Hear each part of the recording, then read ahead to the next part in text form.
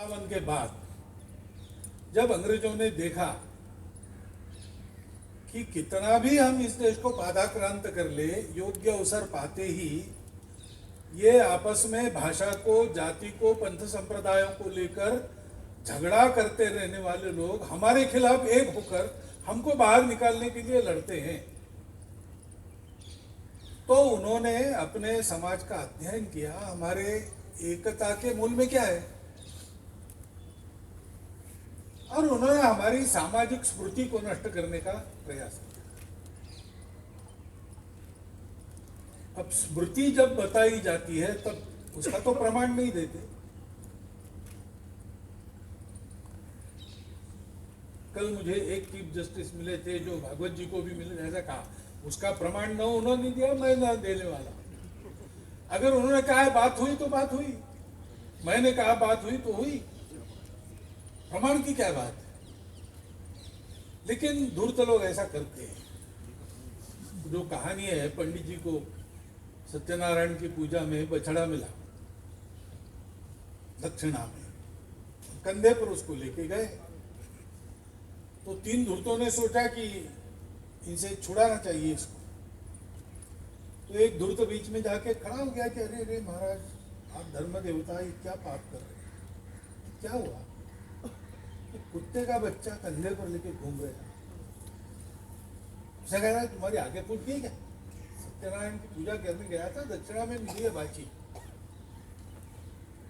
बोले अच्छा, अब आप अपने बचाव में ये सब बोलेंगे तो आप तो ब्राह्मण देवता है, आपका तो हम विरोध नहीं कर सकते, लेकिन दुनिया तो देखेगी और जो सच है वही बोलेगी। उसके दिमाग में एक कीड़ा डाल के चला गया वो। फिर दूसरा आया बीच में, उसने कहा अरे भुल्लू धर्म का उपदेश करता है लोगों को और खुद कुत्ते के बच्चों को कंधे पर लेके घूमता है, खैर तेरा अभी ये सब तेरी पोल खोलूंगा। तो उसको लगा कि क्या, दूसरा भी वही कह रहा। उसने उस बाची को उतारा, देखा तो थी बाची।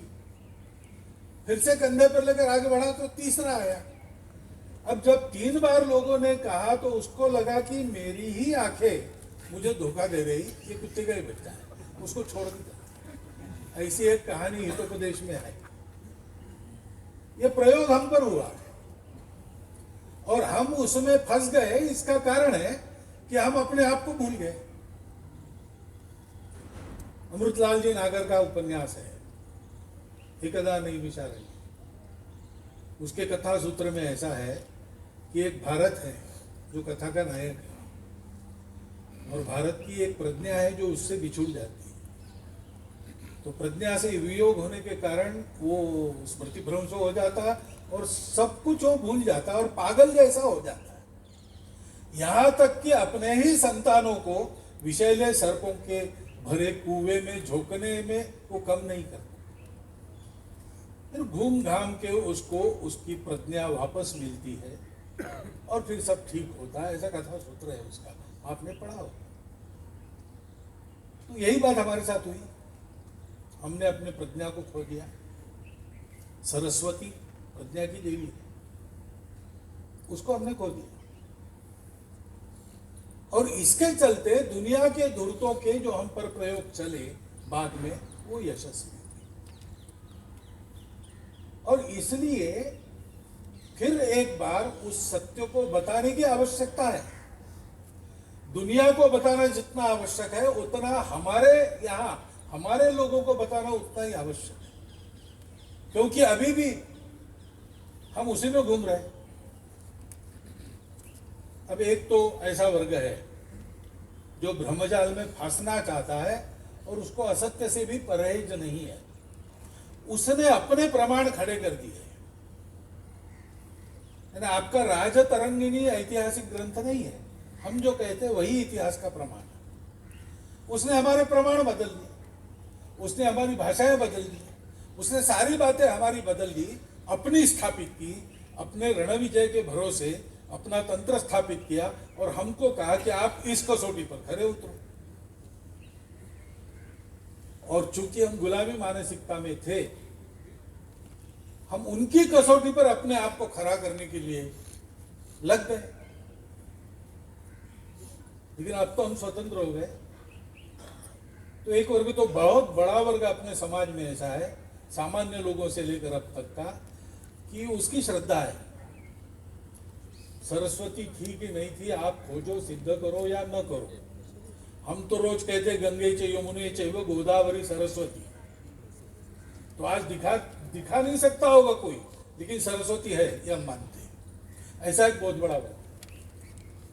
अभी संयोग है 3-4 दिनों में जो कार्यक्रम हुए अलग अलग प्रकार के हुए, सब में सरस्वती नदी का उल्लेख। लता जी के श्रद्धांजलि सभा में गया था, वहां पर माना गांव, वहां सरस्वती का मंदिर जो नया बना, वहां से निकली सरस्वती। वो अपने संस्कृति की धारा है, संगीत के द्वारा ऐसी ही धारा लता जी ने बहाई, वो गाना सरस्वती ऐसा वर्णन। कोई वहां विद्वान यानी इतिहास के विद्वान नहीं थे, प्रमाण पाठ, लेकिन उनके मन में सरस्वती है, वो उसकी उपमा दे रहे हैं। कल मंदिरों पर एक किताब लिखी गई, उसका विमोचन। लेखिका, प्रकाशिका, कोई भी, और जो लोग ये बहुत पुराने समय से कह रहे, और मोरोपंत जी का अगर नाम लिया, जिनके उद्यम के कारण बातें यहाँ तक आई है, उनसे यत्किंचित भी संबंध न रखने वाली ऐसी लेखिका, ऐसी प्रकाशिका, ऐसा था। लेकिन उन्होंने अपनी प्रस्तावना में कहा कि जो हमारा जो प्राचीन है उसको जरा अधिक बारीकी से देखना चाहिए, अध्ययन करना चाहिए, क्योंकि हमारी आत्मा वहां है और उसको हमसे दूर रखा गया है। मैंने मंदिरों को इन दृष्टि से देखा, पहले मैं भी जाके साइट सीइंग करती थी, लेकिन पद्मनाभ मंदिर में गई तो वहां पता चला कि इतना अकूत धन है, तब से है, और राजा के कब्जे में है। राजा के कब्जे में मंदिर होने के बाद क्या क्या होता है पता नहीं, लेकिन यहाँ कुछ नहीं हुआ। मैंने तो स्वयं देखा है उस मंदिर में, राजा आए थे दर्शन के लिए और बाहर जाते समय हाथ पैर धोकर गए। मैंने पूछा वहां लोगों को कि आते समय तो हम सब करते, बाहर जाते समय ये क्या? तो उन्होंने कहा कि यहाँ परंपरा ऐसी है, इस मंदिर की धूल भी राजा के साथ बाहर नहीं जानी चाहिए, इसलिए हाथ पैर धो। इस भावना से उसका जतन हुआ। ये जब मैंने देखा तो मेरी दृष्टि जागृत हो गई। मैंने चन्नकेशव मंदिर को, पद्मनाभ स्वामी मंदिर को, बृहदीश्वर मंदिर को, कैलाश जो वहाँ है अजंता में, उसको, ये सवेरुल में, वो मैंने सब देखा, उस दृष्टि से देखा और मेरे ध्यान में आया ऐसी बहुत सी बातें हैं। राम वन गमन देखना चाहिए, सरस्वती नदी कहाँ थी देखना चाहिए, ऐसा बोलते बोलते उन्होंने कह दिया। तो एक बहुत बड़ा वर्ग है जिसके पास श्रद्धा है, और श्रद्धा के भरोसे अपने आप मानते हैं कि ज्ञान का प्रकाश कभी न कभी मिलेगा, श्रद्धावान लभते ज्ञान। परंतु आज अपनी नई पीढ़ी को भी प्रमाण चाहिए, क्योंकि शिक्षा जो है वो श्रद्धा को तो बढ़ाती नहीं। अभी शिक्षा का जो तंत्र नई शिक्षा नीति में क्या बदलता है देखेंगे, लेकिन उसके पहले से जो चला आ रहा है वो तो हर बात पर प्रश्न खड़ा करो, हर बात को मानो मत, यहां से बताता है। अच्छी बात है, कोई उसका दुरुपयोग हो सकता है, लेकिन उसका सदुपयोग भी अपने आप ही कहा गया है, संतः परीक्षान्यतरत भजन। तो परीक्षा करना चाहती है नई पीढ़ी, तो ये ज्ञान चाहिए। सरस्वती 2 रूपों में देखी गई है। सरस्वती नदी का भी नाम है। सरस्वती हमारी बुद्धि की देवता है, विद्या की देवता है, वो हमारी प्रज्ञा है, और इसलिए वो हमको विचार देती है। वाणी का भी नाम सरस्वती। वाणी मन में प्रतिष्ठित रहती है। अब ये मन और माना गाँव, इसका कोई संबंध है क्या मुझे पता नहीं, मनमानी बात मैं कर रहा हूं ये, लेकिन मन से वाणी प्रतिष्ठित है, और वहां विष्णु का मंदिर है। तो सृष्टि की स्थिति के वो देवता है, उत्पत्ति स्थिति लय में स्थिति के देवता विष्णु है। सृष्टि स्थित रहे, स्थापित रहे, व्यवस्थित रहे, ये उनका काम है। वहां से वो आती है। हमारे मन को व्यवस्थित करने वाली वह सरस्वती जब बाहर आती है तो वाणी के रूप में आती है। वाणी के भी 4 प्रकार है, परा, पश्यंती, वैखरी, मध्यमा, वैखरी। वैखरी प्रकट है मध्यमा उसके पीछे दिमाग में जो शब्द चलते विचारों के, वो है। पश्यंती हम सुन नहीं सकते, और परा उसका तुर्य रूप है, सूक्ष्म रूप है। वो परावाणी जब बाहर निकलती है तब सरस्वती बनती है। हमारे यहाँ और वाणी विलास में जो पटु लोग हैं उनको प्रज्ञा सरस्वती कहते हैं। तो इसलिए ये सरस्वती जो निकली, उसके किनारे बहुत सी बातें हो गई। वेदों, व्यास जी ने वहाँ और अपनी गुफा बनाई, वहाँ पर महाभारत लिखा। हो सकता है पुराणों की रचना, वेदों के विभाग वगैरह वहीं से निकले हो, नैमिषारण्य में अंतिम रूप दिया गया हो। लेकिन उस नदी के साथ ये हमारा सारा इतिहास जुड़ा है। सरस्वती नहीं है कहने से एक लेखनी के फर्राटे में हमारे पूर्वज जो कुछ कह रहे थे वो सब झूठ है, ये हो जाता है। ये सब तुम्हारी बातें कपोल कल्पित है, यही हमको बताया, अंग्रेजों ने यही बताया। तुम्हारा कोई रण गौरव नहीं, धन गौरव नहीं, तुम्हारे वेद शास्त्र पुराण ये सारे और भंग के नशे ने गडरियों ने गाए गीत है, उसी को तुम्हारे पूर्वज मूर्ख थे, तुमको कुछ पता नहीं था। सब कुछ दुनिया ने तुमको दिया, तुमने लिया और दुनिया की नौकरी की, तुम इसी लायक हो। यही उनको हमारा मन इसी बनाना था, इसीलिए उन्होंने किया। सरस्वती मिलने से ये सारा कुचक्र मायाजाल नष्ट हो जाता है।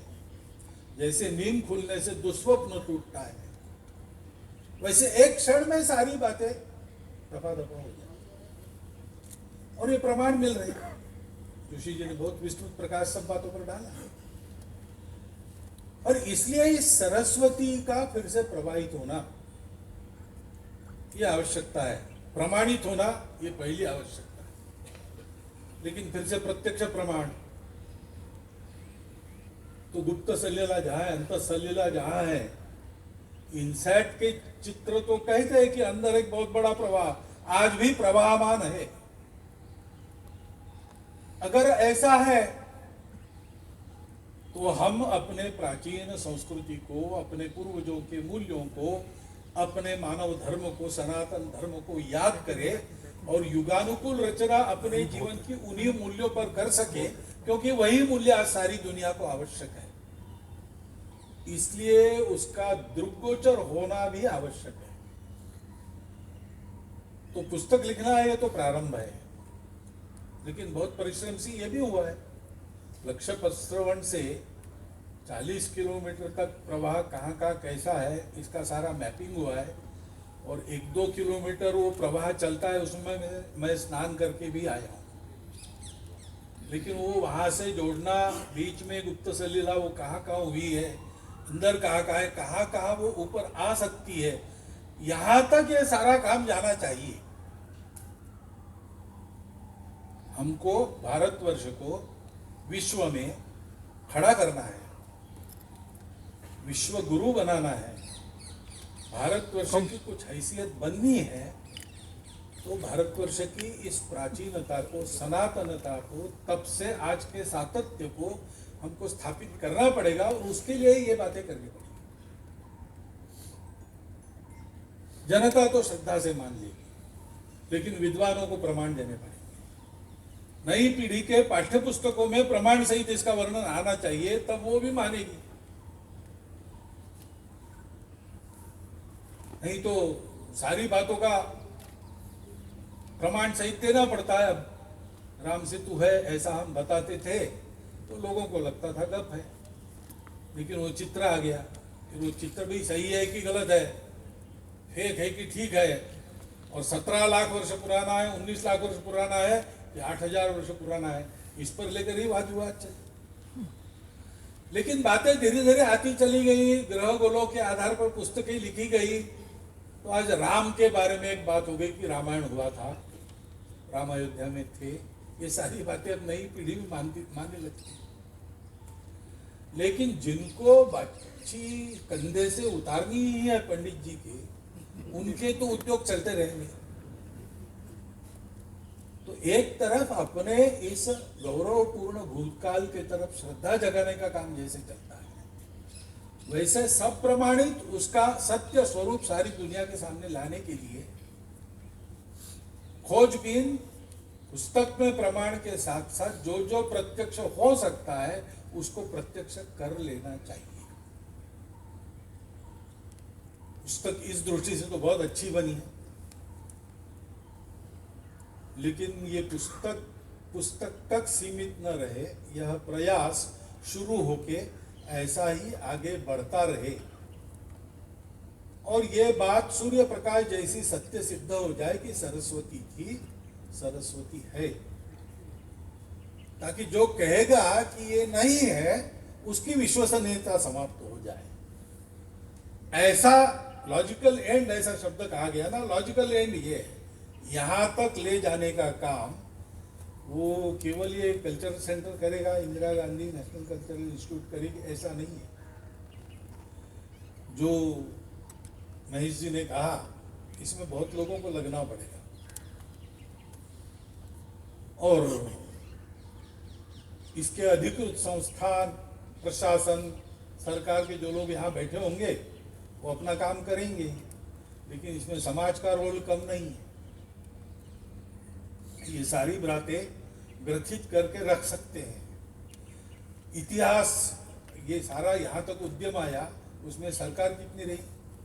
मोरोपंजी वाकणकर जी ने जो सारा किया, लक्ष्य प्रसरण से 2 किलोमीटर सरस्वती प्रवाहित करने तक का काम, उसमें सरकारी सहायता बिल्कुल अल्प थी, सारा कुछ समाज के भरोसे हुआ है। तो समाज की ताकत कम नहीं है। सरकार ने करना चाहिए, प्रशासन ने करना चाहिए, लेकिन उसके भरोसे बाकी लोगों को चुप नहीं बैठना चाहिए। इसके पूरक अनेक उद्यम, अनेक शोध हो सकते हैं, प्रत्यक्ष प्रमाण जुटाए जा सकते हैं, आख्यायिकों का, कहानियों का, किंवदंतियों का संग्रह, उसकी जांच पड़ताल, ये सब हो सकता है। और जहां प्रत्यक्ष काम हो सकता है वहां वो भी हो सकता है। तो सरस्वती नदी शोध संस्थान है ही, वो अपना काम कर ही रहा है। इन सबके साथ और जिसको जिसको इस विषय में गति है वो सब लोग जुड़ जाए और इस पुस्तक से अपना अध्ययन बढ़ाकर उसके आधार पर हम वहां जमीन पर क्या कर सकते हैं वो करना शुरू करें, इसकी आवश्यकता है। उसका आवाहन मैं आपके सामने रखता हूं और आपने मुझे सुन लिया, क्योंकि मैं इसमें से किसी विषय का तज्ञ नहीं हूं।